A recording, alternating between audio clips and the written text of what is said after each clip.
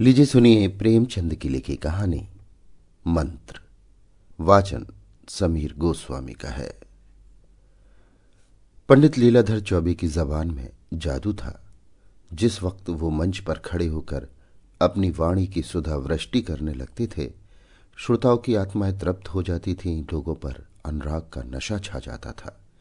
चौबे जी के व्याख्यानों में तत्व तो बहुत कम होता था, शब्द योजना भी बहुत सुंदर न होती थी, लेकिन बार बार दोहराने पर भी उसका असर कम न होता, बल्कि घन की चोटों की भांति और भी प्रभावोत्पादक हो जाता था। हमें तो विश्वास नहीं आता, किंतु सुनने वाले कहते हैं उन्होंने केवल एक व्याख्यान रट रखा है और उसी को वो शब्दशः प्रत्येक सभा में एक नए अंदाज से दोहराया करते हैं। जातीय गौरवगान उनके व्याख्यानों का प्रधान गुण था। मंच पर आते ही भारत के प्राचीन गौरव और पूर्वजों की अमर कीर्ति का राग छेड़कर सभा को मुग्ध कर देते थे। यथा, सज्जनों, हमारी अधोगति की कथा सुनकर किसकी आंखों से अश्रुधारा न निकल पड़ेगी। हमें प्राचीन गौरव को याद करके संदेह होने लगता है कि हम वही हैं या बदल गए। जिसने कल सिंह से पंजा लिया, वो आज चूहे को देखकर बिल खोज रहा है। इस पतन की भी सीमा है, दूर क्यों जाइए। महाराज चंद्रगुप्त के समय को ही लीजिए। यूनान का सुविज्ञ इतिहासकार लिखता है कि उस जमाने में यहां द्वार पर ताले न डाले जाते थे, चोरी कहीं सुनने में न आती थी, व्याभिचार का नाम निशान न था, दस्तावेजों का आविष्कार ही न हुआ था, पुर्जों पर लाखों का लेन देन हो जाता था, न्याय पद पर बैठे हुए कर्मचारी मक्खियां मारा करते थे। सज्जनों, उन दिनों कोई आदमी जवान न मरता था। तालियां। हां, उन दिनों कोई आदमी जवान न मरता था। बाप के सामने बेटे का अवसान हो जाना एक अभूतपूर्व, एक असंभव घटना थी। आज ऐसे कितने माता पिता हैं जिनके कलेजे पर जवान बेटे का दाग न हो। वो भारत नहीं रहा, भारत गारत हो गया। ये चौबे जी की शैली थी। वो वर्तमान की अधोगति और दुर्दशा तथा भूत की समृद्धि और सुदशा का राग अलाप कर लोगों में जातीय स्वाभिमान जागृत कर देते थे। इसी सिद्धि की बदौलत उनकी नेताओं में गणना होती थी।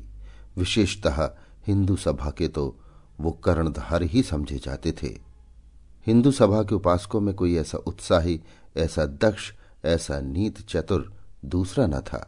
यों कहिए कि सभा के लिए उन्होंने अपना जीवन ही उत्सर्ग कर दिया था। धन तो उनके पास न था, कम से कम लोगों का विचार यही था, लेकिन साहस, धैर्य और बुद्धि जैसे अमूल्य रत्न उनके पास थे, और ये सभी सभा को अर्पण थे। शुद्धि तो मानो प्राण ही थे। हिंदू जाति का उत्थान और पतन, जीवन और मरण उनके विचार में इसी प्रश्न पर अवलंबित था। शुद्धि के सिवा अब हिंदू जाति के पुनर्जीवन का और कोई उपाय न था। जाति की समस्त नैतिक, शारीरिक, मानसिक, सामाजिक, आर्थिक और धार्मिक बीमारियों की दवा इसी आंदोलन की सफलता से मर्यादित थी, और वो तन मन से इसका उद्योग किया करते थे। चंदे वसूल करने में चौबे जी सिद्धहस्त थे। ईश्वर ने उन्हें वो गुण बता दिया था कि पत्थर से भी तेल निकाल सकते थे। कंजूसों को तो वो ऐसा उल्टे छुरे से मूड़ते थे कि उन महाशयों को सदा के लिए शिक्षा मिल जाती थी। इस विषय में पंडित जी साम, दाम, दंड और भेद, इन चारों नीतियों से काम लेते थे। यहां तक कि राष्ट्रहित के लिए डाका और चोरी को भी क्षम समझते थे। गर्मी के दिन थे। लीलाधर जी किसी शीतल पार्वत्य प्रदेश को जाने की तैयारियां कर रहे थे कि सैर की सैर हो जाएगी और बन पड़ा तो कुछ चंदा भी वसूल कर लाएंगे। उनको जब भ्रमण की इच्छा होती तो मित्रों के साथ एक डेपुटेशन के रूप में निकल खड़े होते। अगर 1000 रुपये वसूल करके वो इसका आधा सैर सपाटे में खर्च भी कर दे तो किसी की क्या हानि। हिंदू सभा को तो कुछ न कुछ मिल ही जाता था। वो न उद्योग करते तो इतना भी तो न मिलता। पंडित जी ने अब की सपरिवार जाने का निश्चय किया था। जब से शुद्धि का आविर्भाव हुआ था, उनकी आर्थिक दशा, जो पहले बहुत शोचनीय रहती थी, बहुत कुछ संभल गई थी। लेकिन जाति के उपासकों का ऐसा सौभाग्य कहाँ कि शांति निवास का आनंद उठा सकें। उनका तो जन्म ही मारे मारे फिरने के लिए होता है। खबर आई कि मद्रास प्रांत में तबलीग वालों ने तूफान मचा रखा है। हिंदुओं के गांव मुसलमान होते जाते हैं। मुल्लाओं ने बड़े जोश से तबलीग का काम शुरू किया है। अगर हिंदू सभा ने इस प्रवाह को रोकने की आयोजना न की तो सारा प्रांत हिंदुओं से शून्य हो जाएगा। किसी शिखाधारी की सूरत तक न नजर आएगी। हिंदू सभा में खलबली मच गई। तुरंत एक विशेष अधिवेशन हुआ और नेताओं के सामने ये समस्या उपस्थित की गई। बहुत सोच विचार के बाद निश्चय हुआ कि चौबे जी पर इस कार्य का भार रखा जाए। उनसे प्रार्थना की जाए कि वो तुरंत मद्रास चले जाएं और धर्म विमुख बंधुओं का उद्धार करें। कहने ही की देर थी। चौबे जी तो हिंदू जाति सेवा के लिए अपने को अर्पण ही कर चुके थे। पर्वत यात्रा का विचार रोक दिया और मद्रास जाने को तैयार हो गए। हिंदू सभा के मंत्री ने आंखों में आंसू भरकर उनसे विनय की कि महाराज, ये बीड़ा आप ही उठा सकते हैं। आप ही को परमात्मा ने इतनी सामर्थ्य दी है। आपके सिवा ऐसा कोई दूसरा मनुष्य भारतवर्ष में नहीं है जो इस घोर विपत्ति में काम आए। जाति की दीनहीन दशा पर दया कीजिए। चौबे जी इस प्रार्थना को अस्वीकार न कर सके। फौरन सेवकों की एक मंडली बनी और पंडित जी के नेतृत्व में रवाना हुई। हिंदू सभा ने उसे बड़ी धूम से विदाई का भोज दिया। एक उदार रईस ने चौबे जी को एक थैली भेंट की और रेलवे स्टेशन पर हजारों आदमी उन्हें विदा करने आए। यात्रा का वृतांत लिखने की जरूरत नहीं। हर एक बड़े स्टेशन पर सेवकों का सम्मानपूर्ण स्वागत हुआ। कई जगह थैलियां मिली। रतलाम की रियासत ने एक शामियाना भेंट किया। बड़ौदा ने एक मोटर दी कि सेवक को पैदल चलने का कष्ट न उठाना पड़े। यहां तक कि मद्रास पहुंचते पहुंचते सेवा दल के पास एक माकूल रकम के अतिरिक्त जरूरत की कितनी चीजें जमा हो गईं। वहां आबादी से दूर खुले मैदान में हिंदू सभा का पड़ाव पड़ा। शामियाने पर राष्ट्रीय झंडा लहराने लगा। सेवकों ने अपनी अपनी वर्दियां निकाली। स्थानीय धन कुबेरों ने दावत के सामान भेजे। रावटियां पड़ गईं। चारों ओर ऐसी चहल पहल हो गई मानो किसी राजा का कैंप है। रात के 8 बजे थे। अछूतों की एक बस्ती के समीप सेवक दल का कैंप गैस के प्रकाश से जगमगा रहा था। कई हजार आदमियों का जमाव था, जिनमें अधिकांश अछूत ही थे। उनके लिए अलग से टाट बिछा दिए गए थे। ऊंचे वर्ण के हिंदू कालीनों पर बैठे हुए थे। पंडित लीलाधर का धुआंधार व्याख्यान हो रहा था। तुम उन्हीं ऋषियों की संतान हो जो आकाश के नीचे एक नई सृष्टि की रचना कर सकते हैं, जिनके न्याय, बुद्धि और विचार शक्ति के सामने आज सारा संसार सिर झुका रहा है। सहसा एक बूढ़े अछूत ने उठकर पूछा, हम लोग भी उन्हीं ऋषियों की संतान हैं? लीलाधर, निस्संदेह तुम्हारी धामनियों में भी उन्हीं ऋषियों का रक्त दौड़ रहा है। और यद्यपि आज का निर्दयी, कठोर, विचारहीन और संकुचित हिंदू समाज तुम्हें अवहेलना की दृष्टि से देख रहा है, तथापि तुम किसी हिंदू से नीच नहीं हो, चाहे वो अपने को कितना ही ऊंचा समझता हो। बूढ़ा, तुम्हारी सभा हम लोगों की सुधि क्यों नहीं लेती? लीलाधर, हिंदू सभा का जन्म अभी थोड़े ही दिन हुए हुआ है और इस अल्पकाल में उसने जितने काम किए हैं उस पर उसे अभिमान हो सकता है। हिंदू जाति शताब्दियों के बाद गहरी नींद से चौंकी है और अब वो समय निकट है जब भारतवर्ष में कोई हिंदू किसी हिंदू को नीच न समझेगा, जब वे सब एक दूसरे को भाई समझेंगे। श्री रामचंद्र ने निषाद को छाती से लगाया था, शबरी के जूठे बेर खाए थे। बूढ़ा, आप जब इन महात्माओं की संतान हैं तो फिर ऊंच नीच में क्यों इतना भेद मानते हैं? लीलाधर, इसलिए कि हम पतित हो गए हैं, अज्ञान में पड़कर उन महात्माओं को भूल गए हैं। बूढ़ा, अब तो आपकी निद्रा टूटी है, हमारे साथ भोजन करोगे?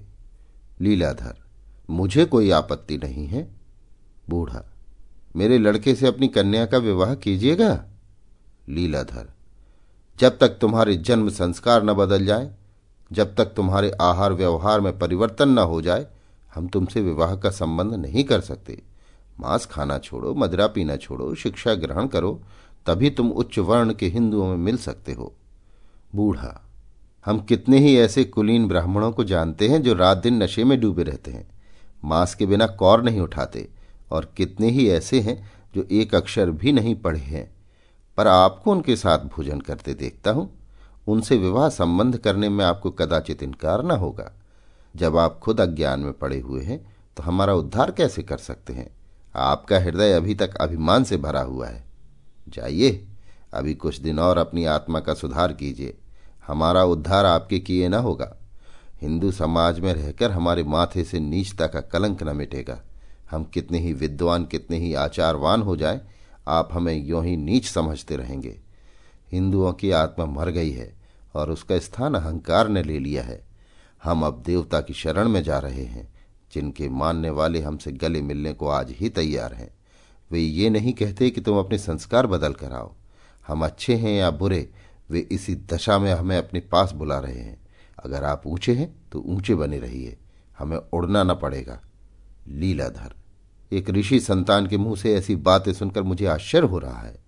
वर्ण भेद तो ऋषियों ही का किया हुआ है, उसे तुम कैसे मिटा सकते हो? बूढ़ा, ऋषियों को मत बदनाम कीजिए। ये सब पाखंड आप लोगों का रचा हुआ है। आप कहते हैं तुम मदरा पीते हो, लेकिन आप मदरा पीने वालों की जूतियां चाटते हैं। आप हमसे मांस खाने के कारण घिनाते हैं, लेकिन आप गौ मांस खाने वालों के सामने नाक रगड़ते हैं, इसलिए ना कि वे आपसे बलवान हैं। हम भी आज राजा हो जाए तो आप हमारे सामने हाथ बांध खड़े होंगे। आपके धर्म में वही ऊंचा है जो बलवान है, वो नीच है जो निर्बल है। यही आपका धर्म है। ये कहकर बूढ़ा वहां से चला गया और उसके साथ ही और लोग भी उठ खड़े हुए। केवल चौबे जी और उनके दल वाले मंच पर रह गए, मानो मंच गान समाप्त हो जाने के बाद उनकी प्रतिध्वनि वायु में गूंज रही हो। तबलीग वालों ने जब से चौबे जी के आने की खबर सुनी थी, इस फिक्र में थे कि किसी उपाय से इन सबको यहां से दूर करना चाहिए। चौबे जी का नाम दूर दूर तक प्रसिद्ध था। जानते थे ये वहां जम गया तो हमारी सारी की कराई मेहनत व्यर्थ हो जाएगी। इन सब के कदम यहां जमने न पाए। मुल्लाओं ने उपाय सोचना शुरू किया। बहुत वाद विवाद, हुज्जत और दलील के बाद निश्चय हुआ कि इस काफिर को कत्ल कर दिया जाए। ऐसा सवा लूटने के लिए आदमियों की क्या कमी? उसके लिए तो जन्नत का दरवाज़ा खुल जाएगा। हूरें उसकी बलाएं लेंगी, फरिश्ते उसके कदम की खाक का सूरमा बनाएंगे, रसूल उसके सर पर बरकत का हाथ रखेंगे, खुदाबंद करीम उसे सीने से लगाएंगे और कहेंगे, तू मेरा प्यारा दोस्त है। दो हट्टे कट्टे जवानों ने तुरंत बीड़ा उठा लिया। रात के 10 बज गए। हिंदू सभा के कैंप में सन्नाटा था। केवल चौबे जी अपनी रावटी में बैठे हिंदू सभा के मंत्री को पत्र लिख रहे थे। यहाँ सबसे बड़ी आवश्यकता धन की है। रुपया रुपया रुपया, जितना भेज सकें भेजिए। डेपुटेशन भेजकर वसूल कीजिए। मोटे महाजनों की जेब टटोलिए, भिक्षा मांगिए। बिना धन के इन अभागों का उद्धार न होगा। जब तक कोई पाठशाला न खुले, कोई चिकित्सालय न स्थापित हो, कोई वाचनालय न हो, इन्हें कैसे विश्वास आएगा कि हिंदू सभा उनकी हितचिंतक है? तबलीग वाले जितना खर्च कर रहे हैं उसका आधा भी मिल जाए तो हिंदू धर्म की पताका फहराने लगे। केवल व्याख्यानों से काम न चलेगा। असीसों से कोई जिंदा नहीं रहता। सहसा किसी की आहट पाकर वो चौंक पड़े। आंखें ऊपर उठाई तो देखा 2 आदमी सामने खड़े हैं। पंडित जी ने शंकित होकर पूछा, तुम कौन हो? क्या काम है? उत्तर मिला, हम इज़राइल के फरिश्ते हैं, तुम्हारी रूह कब्ज करने आए हैं। इज़राइल ने तुम्हें याद किया है। पंडित जी यों बहुत ही बलिष्ठ पुरुष थे, उन दोनों को एक धक्के में गिरा सकते थे। प्रातःकालीन 3 पाव मोहन भोग और 2 सेर दूध का नाश्ता करते थे। दोपहर के समय पाव भर घी दाल में खाते। तीसरे पहर दूध या भंग छानते, जिसमें सेर भर मलाई और आधा सेर बादाम मिली रहती। रात को डटकर ब्यालू करते, क्योंकि प्रातःकाल तक फिर कुछ न खाते थे। इस पर तुर्रा ये कि पैदल पग भर भी न चलते थे। पालकी मिले तो पूछना ही क्या, जैसे घर पर पलंग उड़ा जा रहा हो। कुछ न हो तो इक्का तो था ही। यद्यपि काशी में ही 2 ही 4 इक्के वाले ऐसे थे जो उन्हें देखकर कहना दें कि इक्का खाली नहीं है। ऐसा मनुष्य नर्म अखाड़े में पट पड़कर ऊपर वाले पहलवान को थका सकता था। चुस्ती और फुर्ती के अवसर पर तो वो रेत पर निकला हुआ कछुआ था। पंडित जी ने एक बार कनखियों से दरवाजे की तरफ देखा। भागने का कोई मौका न था। तब उनमें साहस का संचार हुआ। भय की पराकाष्ठा ही साहस है। अपने सौंटे की तरफ हाथ बढ़ाया और गरज कर बोले, निकल जाओ यहां से। बात मुंह से पूरी न निकली थी कि लाठियों का वार पड़ा। पंडित जी मूर्छित होकर गिर पड़े। शत्रुओं ने समीप आकर देखा, जीवन का कोई लक्षण न था। समझ गए काम तमाम हो गया। लूटने का विचार न था, पर जब कोई पूछने वाला न हो तो हाथ बढ़ाने में क्या हर्ज। जो कुछ हाथ लगा ले देकर चलते बने। प्रातःकाल बूढ़ा भी उधर से निकला तो सन्नाटा छाया हुआ था। न आदमी न आदमजात। छौलदरियां भी गायब। चकराया, ये माजरा क्या है? रात ही भर में अलादीन के महल की तरह सब कुछ गायब हो गया। उन महात्माओं में से एक भी नजर नहीं आता जो प्रातःकाल मोहन भोग उड़ाते और संध्या समय भंग घोंटते दिखाई देते थे। जरा और समीप जाकर पंडित लीलाधर की रावटी में झांका तो कलेजा सन्न से हो गया। पंडित जी जमीन पर मुर्दे की तरह पड़े हुए थे। मुंह पर मक्खियां भिनक रही थीं। सिर के बालों में रक्त ऐसा जम गया था जैसे किसी चित्रकार के ब्रश में रंग। सारे कपड़े लहूलुहान हो रहे थे। समझ गया पंडित जी के साथियों ने उन्हें मारकर अपनी राह ली। सहसा पंडित जी के मुंह से कराहने की आवाज निकली। अभी जान बाकी थी। बूढ़ा तुरंत दौड़ा हुआ गांव में आ गया और कई आदमियों को लाकर पंडित जी को अपने घर उठवा ले गया। मरहम पट्टी होने लगी। बूढ़ा दिन के दिन और रात की रात पंडित जी के पास बैठा रहता। उसके घर वाले उनकी शुश्रूषा में लगे रहते। गांव वाले भी यथाशक्ति सहायता करते। इस बेचारे का यहाँ कौन अपना बैठा हुआ है? अपने हैं तो हम, बेगाने हैं तो हम। हमारे ही उद्धार के लिए तो बेचारा यहाँ आया था, नहीं तो यहाँ उसे क्यों आना था? कई बार पंडित जी अपने घर बीमार पड़ चुके थे, पर उनके घर वालों ने इतनी तन्मयता से उनकी तीमारदारी न की थी। सारा घर, और घर ही नहीं सारा गांव उनका गुलाम बना हुआ था। अतिथि सेवा उनके धर्म का एक अंग था। सभ्य स्वार्थ ने अभी तक उस भाव का गला नहीं घोंटा था। सांप का मंत्र जानने वाला देहाती अब भी माघ पूस की अंधेरी मेघाच्छन्न रात्रि में मंत्र झाड़ने के लिए 10-5 कोस पैदल दौड़ता हुआ चला जाता है। उसे डबल फीस और सवारी की जरूरत नहीं होती। बूढ़ा मल मूत्र तक अपने हाथों से उठाकर फेंकता। पंडित जी की घुड़कियां सुनता। सारे गांव से दूध मांगकर उन्हें पिलाता। पर उसकी त्योरियां कभी मैली न होती। अगर उसके कहीं चले जाने पर घर वाले लापरवाही करते तो आकर सबको डांटता। महीने भर के बाद पंडित जी चलने फिरने लगे और अब उन्हें ज्ञात हुआ कि इन लोगों ने मेरे साथ कितना उपकार किया है। इन्हीं लोगों का काम था कि मुझे मौत के मुंह से निकाला, नहीं तो मरने में क्या कसर रह गई थी। उन्हें अनुभव हुआ कि मैं जिन लोगों को नीच समझता था और जिनके उद्धार का बीड़ा उठाकर आया था, वे मुझसे कहीं ऊंचे हैं। मैं इस परिस्थिति में कदाचित रोगी को किसी अस्पताल में भेजकर ही अपनी कर्तव्य निष्ठा पर गर्व करता। समझता मैंने दधीची और हरिश्चंद्र का मुख उज्ज्वल कर दिया। उनके रोए रोए से इन देवतुल्य प्राणियों के प्रति आशीर्वाद निकलने लगा। 3 महीने गुजर गए। ना तो हिंदू सभा ने पंडित जी की खबर ली और न घर वालों ने। सभा के मुखपत्र में उनकी मृत्यु पर आंसू बहाए गए। उनके कामों की प्रशंसा की गई और उनका स्मारक बनाने के लिए चंदा खोल दिया गया। घर वाले भी रो पीट कर बैठ रहे। इधर पंडित जी दूध और घी खाकर चाक चौबंद हो गए। चेहरे पर खून की सुर्खी दौड़ गई। देह भर आई। देहात के जलवायु ने वो काम कर दिखाया जो कभी मलाई और मक्खन में न हुआ था। पहले की तरह तैयार तो वो न हुए, पर फुर्ती और चुस्ती दुगनी हो गई। मोटाई का आलस अब नाम को भी न था। उनमें एक नए जीवन का संचार हो गया। जाड़ा शुरू हो गया। पंडित जी घर लौटने की तैयारियां कर रहे थे। इतने में प्लेग का आक्रमण हुआ और गांव के 3 आदमी बीमार हो गए। बूढ़ा चौधरी भी उन्हीं में था। घर वाले इन रोगियों को छोड़कर भाग खड़े हुए। वहां का दस्तूर था कि जिन बीमारियों को वे लोग देवी का कोप समझते थे, उनके रोगियों को छोड़कर चले जाते थे। उन्हें बचाना देवताओं से बैर मोल लेना था, और देवताओं से बैर करके कहाँ जाते। जिस प्राणी को देवता ने चुन लिया, उसे भला वे उसके हाथों से छीनने का साहस कैसे करते। पंडित जी को भी लोगों ने साथ ले जाना चाहा, किंतु पंडित जी न गए। उन्होंने गांव में रहकर रोगियों की रक्षा करने का निश्चय किया।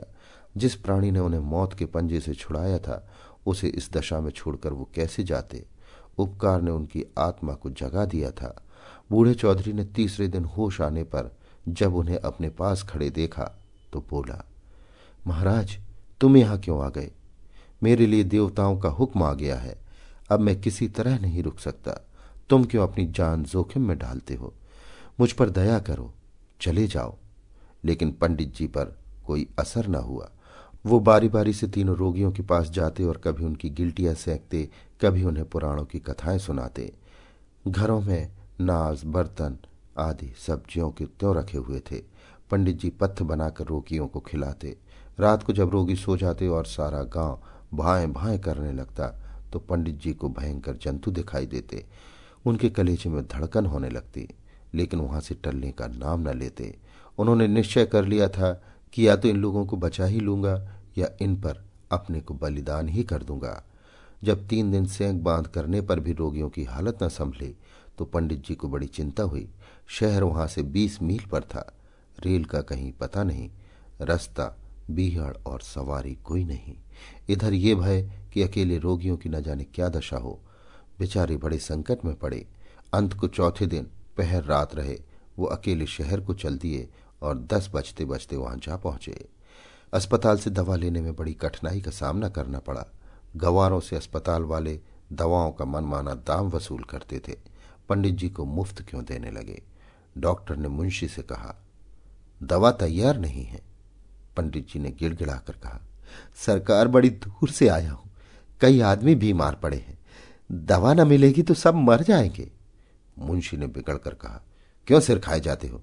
कह तो दिया दवा तैयार नहीं है, ना तो इतनी जल्दी हो ही सकती है। पंडित जी अत्यंत दीन भाव से बोले, सरकार, ब्राह्मण हूं, आपके बाल बच्चों को भगवान चिरंजीवी करें, दया कीजिए, आपका अकबाल चमकता रहे। रिश्वती कर्मचारी में दया कहाँ, वे तो रुपए के गुलाम हैं। ज्यों ज्यों पंडित जी उसकी खुशामद करते थे, वो और भी झल्लाता था। अपने जीवन में पंडित जी ने कभी इतनी दीनता न प्रकट की थी। उनके पास इस वक्त एक धेला भी न था। अगर वो जानते कि दवा मिलने में इतनी दिक्कत होगी, तो गांव वालों से कुछ ही मांग जांच कर लाए होते। बेचारे हतबुद्धि से खड़े सोच रहे थे कि अब क्या करना चाहिए। सहसा डॉक्टर साहब स्वयं बंगले से निकल आए। पंडित जी लपक कर उनके पैरों पर गिर पड़े और करुण स्वर में बोले, दीन बंधु, मेरे घर के 3 आदमी ताउन में पड़े हुए हैं, बड़ा गरीब हूं, सरकार कोई दवा मिले। डॉक्टर साहब के पास ऐसे गरीब लोग नित्य आया करते थे। उनके चरण पर किसी का गिर पड़ना, उनके सामने पड़े हुए आर्तनाद करना उनके लिए कुछ नई बातें न थीं। अगर इस तरह वो दया करने लगते तो दवा ही भर को होते। ये ठाट बाट कहाँ से निभता। मगर दिल के चाहे कितने ही बुरे हों, बातें मीठी मीठी करते थे। पैर हटाकर बोले, रोगी कहाँ है? पंडित जी, सरकार, वे तो घर पर हैं, इतनी दूर कैसे लाता? डॉक्टर, रोगी घर और तुम दवा लेने आया हो? कितने मजे की बात है। रोगी को देखे बिना कैसे दवा दे सकता हूं? पंडित जी को अपनी भूल मालूम हुई। वास्तव में बिना रोगी को देखे रोग की पहचान कैसे हो सकती है? लेकिन 3 रोगियों को इतनी दूर लाना आसान न था। अगर गांव वाले उनकी सहायता करते तो डोलियों का प्रबंध हो सकता था, पर वहां तो सब कुछ अपने ही बूते पर करना था। गांव वालों से इसमें सहायता मिलने की कोई आशा न थी। सहायता की कौन कहे, वे तो उनके शत्रु हो रहे थे। उन्हें भय होता था कि ये दुष्ट देवताओं से बैर बढ़ाकर हम लोगों पर न जाने क्या विपत्ति लाएगा। अगर कोई दूसरा आदमी होता तो वो उसे कब का मार चुके होते। पंडित जी से उन्हें प्रेम हो गया था, इसलिए छोड़ दिया था। ये जवाब सुनकर पंडित जी को कुछ बोलने का साहस तो न था, पर कलेजा मजबूत करके बोले, सरकार, अब कुछ नहीं हो सकता? डॉक्टर, अस्पताल से दवा नहीं मिल सकती, हम अपने पास से दाम लेकर दवा दे सकते हैं। पंडित जी, ये दवा कितने की होगी सरकार? डॉक्टर साहब ने दवा का दाम 10 रुपये बतलाया और ये भी कहा कि इस दवा से जितना लाभ होगा उतना अस्पताल की दवा से नहीं हो सकता। बोले, वहां पुरानी दवाई रखा रहता है, गरीब लोग आता है, दवाई ले जाता है। जिसको जीना होता है जीता है, जिसको मरना होता है मरता है। हमसे कुछ मतलब नहीं। हम तुमको जो दवा देगा वो सच्चा दवा होगा। 10 रुपये? इस समय पंडित जी को 10 रुपये 10 लाख जान पड़े। इतने रुपए वो एक दिन में भंग बूटी में उड़ा दिया करते थे, पर इस समय तो धेले धेले को मुहताज थे। किसी से उधार मिलने की आशा कहाँ। हाँ, संभव है भिक्षा मांगने से कुछ मिल जाए, लेकिन इतनी जल्द 10 रुपए किसी भी उपाय से न मिल सकते थे। आधे घंटे तक वो इसी उधेड़ बुन में खड़े रहे। भिक्षा के सिवा दूसरा कोई उपाय न सूझता था और भिक्षा उन्होंने कभी मांगी न थी। वो चंदे जमा कर चुके थे, एक एक बार में हजारों वसूल कर लेते थे। पर यह दूसरी बात थी। धर्म के रक्षक, जाति के सेवक और दलितों के उद्धारक बनकर चंदा लेने में एक गौरव था। चंदा लेकर वो देने वालों पर एहसान करते थे, पर यहां तो भिखारियों की तरह हाथ फैलाना, गिड़गिड़ाना और फटकारें सहनी पड़ेंगी। कोई कहेगा, इतने मोटे ताजे तो हो, मेहनत क्यों नहीं करते? तुम्हें भीख मांगते शर्म भी नहीं आती। कोई कहेगा, घास खोद लाओ, मैं तुम्हें अच्छी मजदूरी दूंगा। किसी को उनके ब्राह्मण होने का विश्वास न आएगा।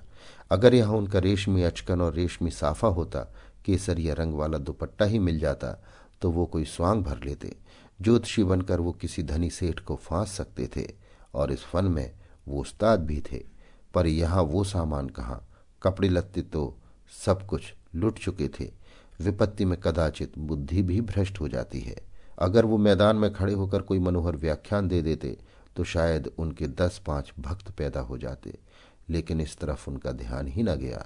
वो सजे हुए पंडाल में फूलों से सुसज्जित मेज के सामने मंच पर खड़े होकर अपनी वाणी का चमत्कार दिखला सकते थे। इस दुर्वस्था में कौन उनका व्याख्यान सुनेगा? लोग समझेंगे कोई पागल बक रहा है। मगर दोपहर ढली जा रही थी। अधिक सोच विचार का अवकाश न था। यहीं संध्या हो गई तो रात को लौटना असंभव हो गया। फिर रोगियों की न जाने क्या दशा हो। वो अब इस अनिश्चित दशा में खड़े न रह सके। चाहे जितना तिरस्कार हो, कितना ही अपमान सहना पड़े, भिक्षा के सिवा और कोई उपाय न था। वो बाजार में जाकर एक दुकान के सामने खड़े हो गए, पर कुछ मांगने की हिम्मत न पड़ी। दुकानदार ने पूछा, क्या लोगे? पंडित जी बोले, चावल का क्या भाव है? मगर दूसरी दुकान पर पहुंचकर वो ज्यादा सावधान हो गए। सेठ जी गद्दी पर बैठे हुए थे। पंडित जी आकर उनके सामने खड़े हो गए और गीता का एक श्लोक पढ़ सुनाया। उनका शुद्ध उच्चारण और मधुर वाणी सुनकर सेठ जी चकित हो गए। पूछा, कहाँ स्थान है? पंडित जी, काशी से आ रहा हूं। ये कहकर पंडित जी ने सेठ जी को धर्म के 10 लक्षण बतलाए और श्लोक की ऐसी अच्छी व्याख्या की कि वो मुग्ध हो गए। बोले, महाराज, आज चलकर मेरे स्थान को पवित्र कीजिए।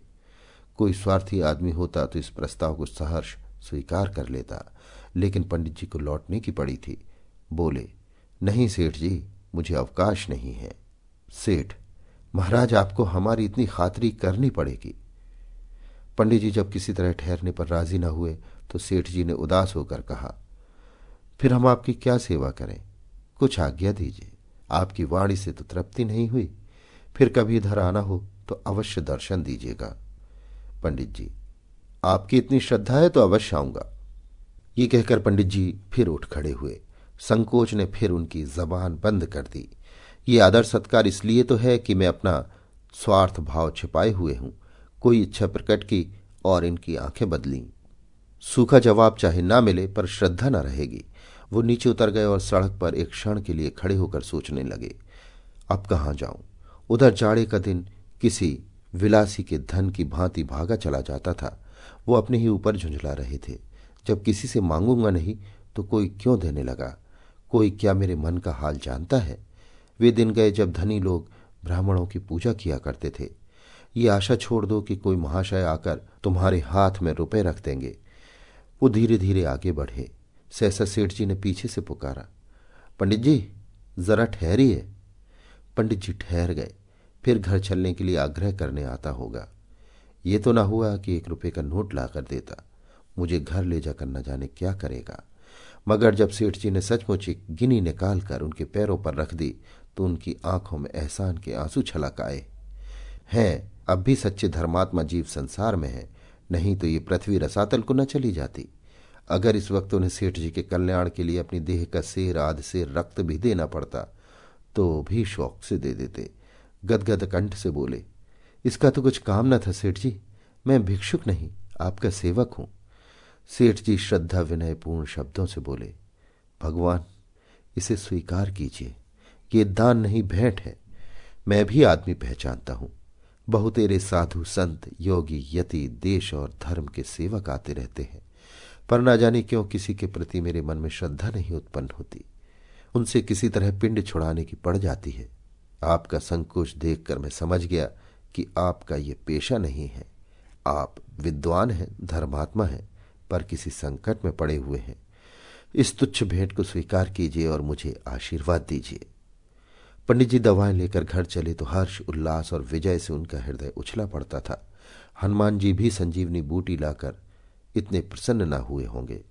ऐसा सच्चा आनंद उन्हें कभी प्राप्त न हुआ था। उनके हृदय में इतने पवित्र भावों का संचार कभी न हुआ था। दिन बहुत थोड़ा रह गया था।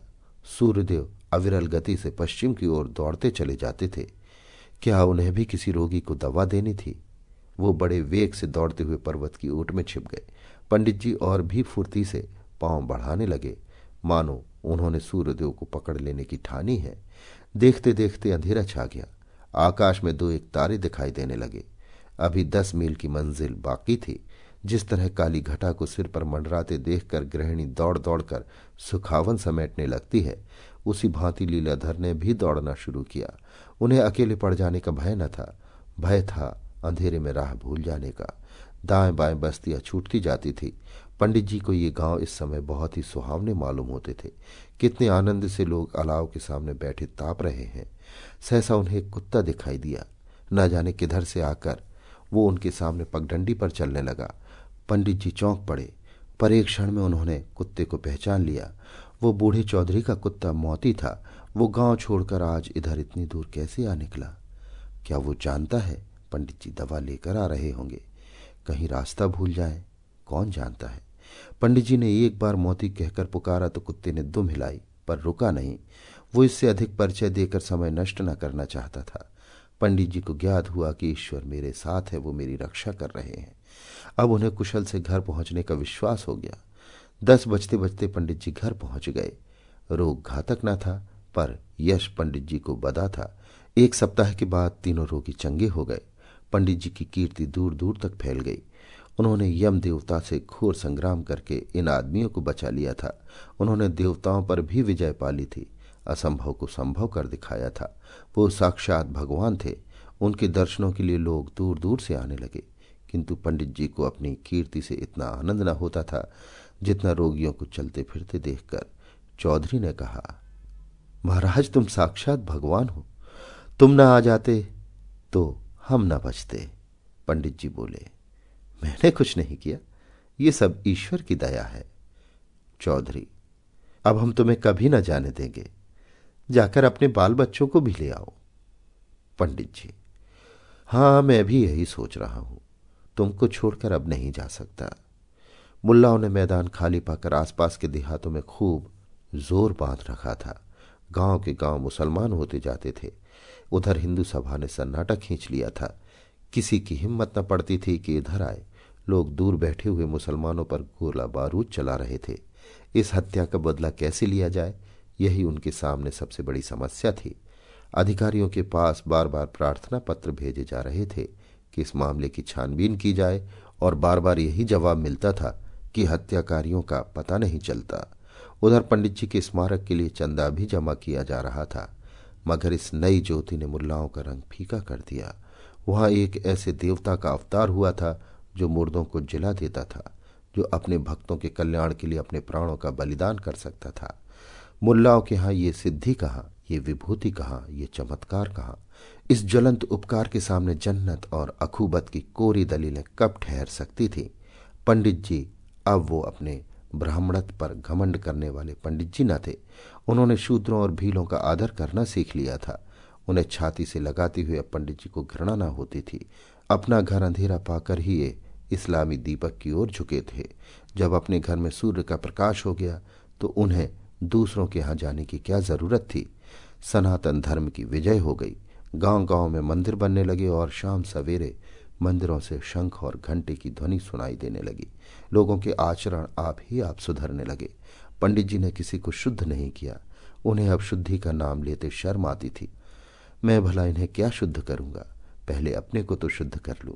ऐसी निर्मल एवं पवित्र आत्माओं को शुद्धि के ढोंग से अपमानित नहीं कर सकता। ये मंत्र था जो उन्होंने उन चांडालों से सीखा था, और इसी बल से वो अपने धर्म की रक्षा करने में सफल हुए थे। पंडित जी अभी जीवित हैं, पर अब सपरिवार उसी प्रांत में उन्हीं भीलों के साथ रहते हैं। अभी आप सुन रहे थे प्रेमचंद की लिखी कहानी मंत्र। वाचन समीर गोस्वामी का था। Right now, switch your family to T-Mobile and get 4 lines for $25 a line with AutoPay and 5G access included on America's largest 5G network. So don't wait. Get unlimited and nationwide 5G access for the whole family for just $25 a line. Visit a T-Mobile store or T-Mobile.com today. Plus taxes and fees. Customers may notice lower speeds and further reduction if using over 50 gigs a month due to data prioritization. Video at 480p. Unlimited while on our network. Qualifying credit 4 plus lines required. Capable device required for 5G. Coverage not available in some areas. Some uses may require certain features. See T-Mobile.com.